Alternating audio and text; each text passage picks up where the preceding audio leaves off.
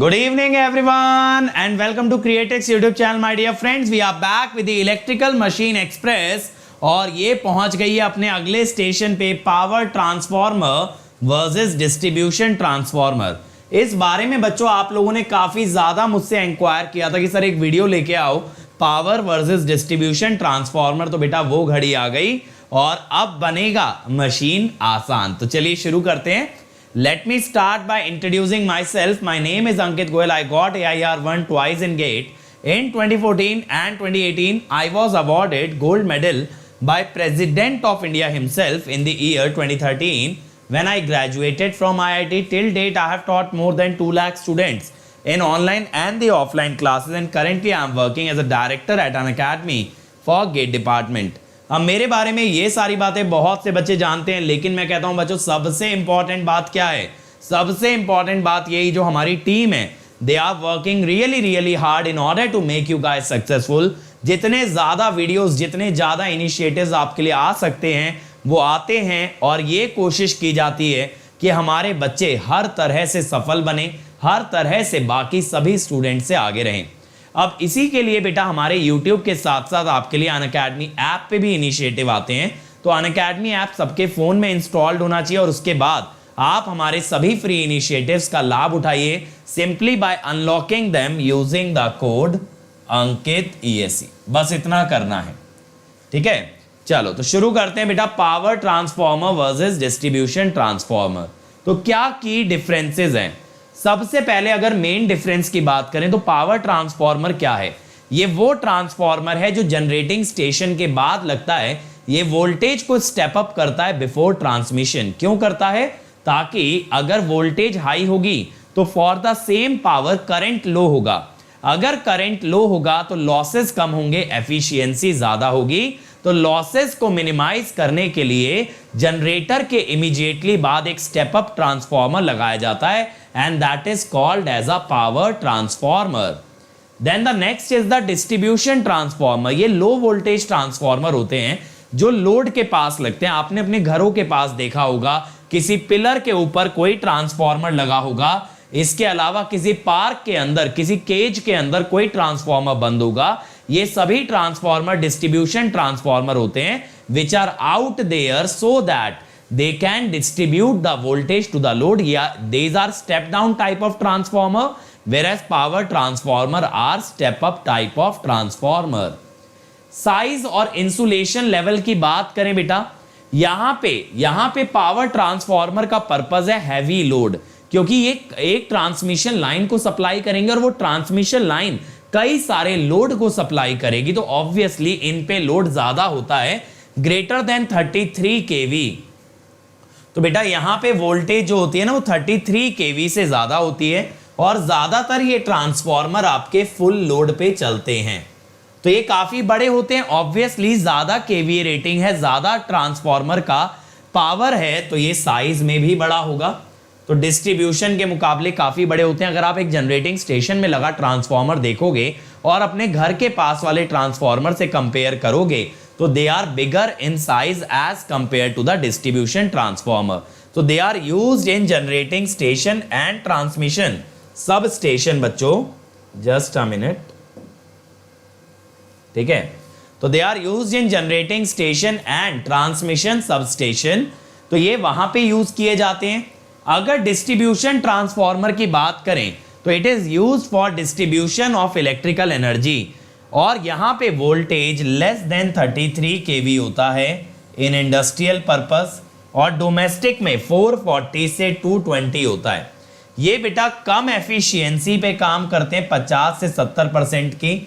इनका साइज भी काफी कम होता है, इजी होता है इंस्टॉल करना, मैग्नेटिक लॉसेस कम होते हैं और ये फुल लोड पे नहीं चलता है।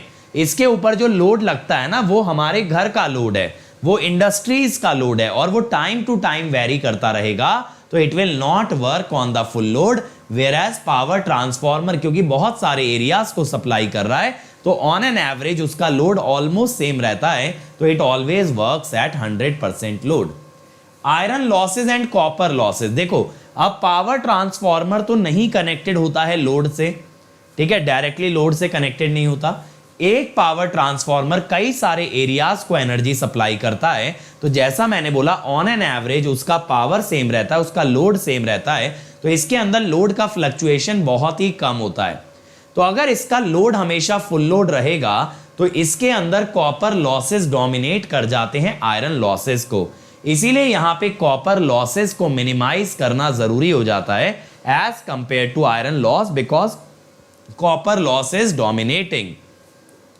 तो बेटा यहां पे आयरन और आयरन का वेट अपॉन कॉपर का वेट काफी कम होता है। स्पेसिफिक वेट की अगर बात करें, iron weight upon copper weight is less.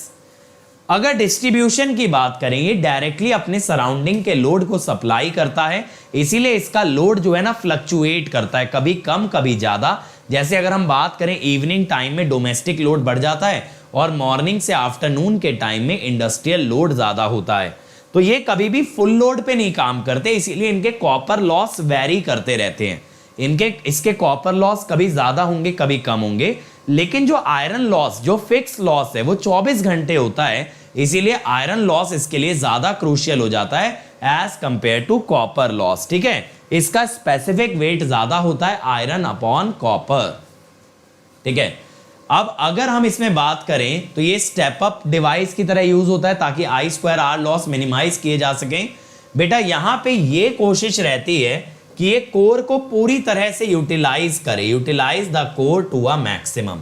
एक सिंपल सी बात है बेटा, अगर बीएम आप हाई रखोगे, अगर आप बीएम हाई रखोगे तो for same flux area low रहेगा, सेम फ्लक्स एरिया लो रहेगा, इसीलिए इसके अंदर बीएम को हाई रखने की कोशिश करते हैं ताकि एरिया को मिनिमाइज कर पाएं। तो ये ना बीएच कर्व के नी पॉइंट पे ज्यादातर काम करते हैं। नी पॉइंट का मतलब क्या होता है, जहां से आपका सैचुरेशन आ रहा होता है, ये उस पॉइंट पे ज्यादातर देखा जाता है कि काम करते हैं। ठीक है, यहां पे काम करता है आपका पावर ट्रांसफार्मर। ठीक है, अब डिस्ट्रीब्यूशन की बात करें तो डिस्ट्रीब्यूशन ऐसे नहीं डिजाइन किया जा सकता एफिशिएंसी के बेसिस पे, क्योंकि इसका लोड सारे दिन फ्लक्चुएट करता है, इसीलिए डिस्ट्रीब्यूशन ट्रांसफार्मर में कॉन्सेप्ट यूज होता है ऑल डे एफिशिएंसी का। क्योंकि बेटा जब जब लोड चेंज होगा एफिशिएंसी बदलेगी, अब इतनी सारी एफिशिएंसी निकाल के क्या करोगे, इसीलिए यहां ऑल डे एफिशिएंसी निकालते हैं। तो इसका जो एफिशिएंसी है वो इस बात पे डिपेंड करता है लोड साइकिल कैसी है। लोड साइकिल का मतलब है कितने घंटे के लिए लोड ज्यादा है, कितने घंटे के लिए लोड कम है। ठीक है, तो बेटा यहां पे हमें पीक लोड के बारे में भी ध्यान देना है कि जो भी आपका मैक्सिमम लोड आ रहा है वो सप्लाई हो जाना चाहिए, और ऑल डे एफिशिएंसी पे भी ध्यान देना है कि ऑल डे एफिशिएंसी बहुत लो ना हो जाए। समझ रहे हो मेरी बात को? अगर मान लो आपने ट्रांसफार्मर कम रेटिंग का बनाया, लोड ज्यादा आ गया तो भी दिक्कत है, अगर चलो ज्यादा रेटिंग का बनाया लेकिन एफिशिएंसी कम हो गई तो भी दिक्कत है। तो यहां दोनों के बीच में बार्गेनिंग हमें करनी पड़ती है। और मेन डिफरेंस क्या है बेटा, कि जो आपका डिस्ट्रीब्यूशन ट्रांसफार्मर है वो 60 से 70% पे मैक्सिमम एफिशिएंसी देता है, क्योंकि ये उसका एवरेज लोड है, ये फुल लोड पे नहीं चलता है। वेयर एज अगर पावर ट्रांसफार्मर की बात करें तो बेटा ये हमेशा फुल लोड पे चलता है, तो इसकी मैक्सिमम एफिशिएंसी 100% लोड पे आनी चाहिए। यानी जब आप डिजाइन करोगे ना डिस्ट्रीब्यूशन ट्रांसफार्मर, तो ये ध्यान रखोगे कि मैक्सिमम एफिशिएंसी वाला point 60 to 70% of full load पे आए, और वहीं जब पावर ट्रांसफार्मर डिजाइन करोगे तो आप ये बात ध्यान में रखोगे कि maximum efficiency near to full load आए, क्योंकि ऑन एन एवरेज ये फुल लोड पे ही काम करता है। ठीक है, अगर पूरे ओवरव्यू की बात करें बेटा तो ये हायर वोल्टेज पे आएगा पावर ट्रांसफार्मर, डिस्ट्रीब्यूशन आएगा लो वोल्टेज पे। यहां 400 kV, 200 kV, 110 kV, ये 11, 6.6, 3.3, 440, 230 ऐसे आएगा। यहां पे बेटा 200 MVA से ज्यादा की रेटिंग का ट्रांसफार्मर होता है, यहां पे लेस देन 200 MVA। ये बड़ा होता है क्योंकि ज्यादा रेटिंग है, ये छोटा होता है डिस्ट्रीब्यूशन ट्रांसफार्मर। यहां मैक्सिमम एफिशिएंसी कोशिश करते हैं 100% लोड पे आए, यहां पे आता है 50 से 70% लोड पे। एफिशिएंसी यहां आउटपुट बाय इनपुट पावर है, और यहां ऑल डे एफिशिएंसी का यूज करते हैं which is output energy by input energy. ये जनरेटिंग स्टेशन और सबस्टेशन में यूज होता है, ये distribution to industrial and domestic load के लिए। यहाँ कॉपर और iron loss throughout the day आते हैं। यहाँ पे बेटा आयरन लॉस तो 24 आवर्स के लिए आते हैं और कॉपर लॉस डिपेंड करता है लोड पे। मान लो अगर आप नो लोड पे चला रहे हो, यानी कि लोड उस समय है ही नहीं, तो कॉपर लॉस 0 हो जाएगा, बट आयरन लॉस रहेगा। यहाँ पे बेटा लोड की फ्लक्चुएशन नहीं होती है, हमेशा फुल लोड पे चलेगा, और यहाँ लोड की फ्लक्चुएशन काफी ज्यादा होती है। तो यही मैंने लिखा है, it always operates at full load, it depends on load cycle. यहाँ ये इंडिपेंडेंट ऑफ टाइम है, इसीलिए एफिशिएंसी निकाल सकते हो। यहाँ डिपेंडेंट ऑन टाइम है, इसीलिए यहाँ ऑल डे एफिशिएंसी की बात होती है। फ्लक्स डेंसिटी नी पॉइंट के पास होती है, काफी ज्यादा होती है। यहाँ फ्लक्स डेंसिटी थोड़ी सी कम होती है, क्योंकि अदरवाइज अगर आप पावर ट्रांसफार्मर में फ्लक्स डेंसिटी कम रखोगे तो पहले ही उसका साइज बहुत ज्यादा है, उसका साइज और बढ़ जाएगा। ठीक है, तो यहाँ पे बेटा नियर टू सैचुरेशन आप काम करते हो, यहाँ पे थोड़ा सा कम पे काम करते हो। ठीक है, ये स्टेप अप और स्टेप डाउन में काम आता है बेटा, ये एंड यूजर को जोड़ता है पावर सिस्टम से। तो ये मेजर डिफरेंसेस हैं, ये आपको इंटरव्यू में काम आ सकते हैं जब कभी आप बात करेंगे किसी कोर कंपनी में इंटरव्यू के बारे में। और बच्चों अगर आपको मुझसे मशीन डिटेल में पढ़ना है तो जल्दी से प्लस पे आ जाओ। डेली 4 घंटे की क्लास चल रही है, 7 AM to 9 AM और 10 AM to 12 noon। इसके अंदर हम मशीन ताबड़तोड़ तरीके से कर रहे हैं। डेली 50 क्वेश्चन का टारगेट लेके चल रहे हैं। अब आप समझ सकते हो किस लेवल पे प्रॉब्लम सॉल्विंग एबिलिटी आपकी डेवलप कराई जा रही है। और बेटा प्राइजेस बढ़ गए हैं, अभी 1 ईयर का फीस हो गया है 32,450 और 2 ईयर का है 47,200। इस पे अगर आप कोड लगाते हो अंकित ESE तो आपको इमीडिएट मिलेगा 10% डिस्काउंट और आप आ जाओगे मेरी पर्सनल गाइडेंस में, जहां पे कि मैं आपको बहुत बेहतरीन तरीके से गाइड कर पाऊंगा। अदर देन दैट बेटा ये मेरा टेलीग्राम चैनल है जहां पे आपको नोट्स, नोटिफिकेशन और डेली क्विज मिलता है।